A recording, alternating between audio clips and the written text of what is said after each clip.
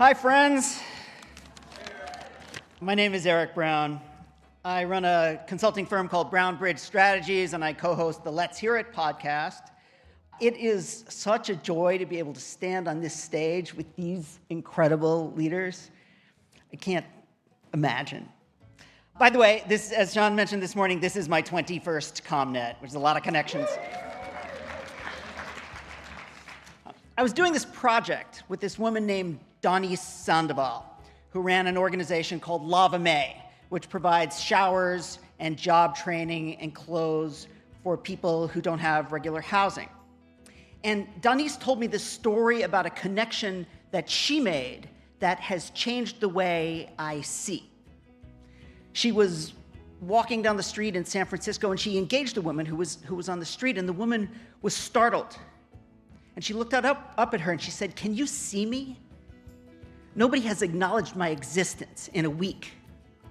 I thought I was a ghost." And when Denise told me that story, something changed in me.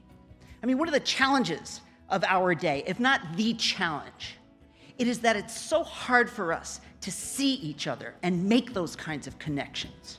I mean, we don't have to come from the same backgrounds or have the same exact political views or things like that, but we need to find that level of empathy through connection that's going to allow us to heal as a culture.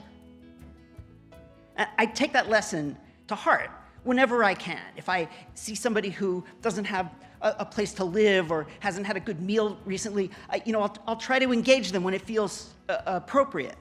I'll ask them their name and ask them how they are and really try to listen carefully for the answer. And it's everywhere and in everything. It's the bus driver or the guy who makes those great sandwiches down at the corner store, or that woman with the really kind eyes who was mopping the floor of my mother's hospital room recently. I fear that she doesn't feel seen every day. And I have to make a confession that I feel a little selfish because it makes me feel better too. Making these little important connections makes us better and more human.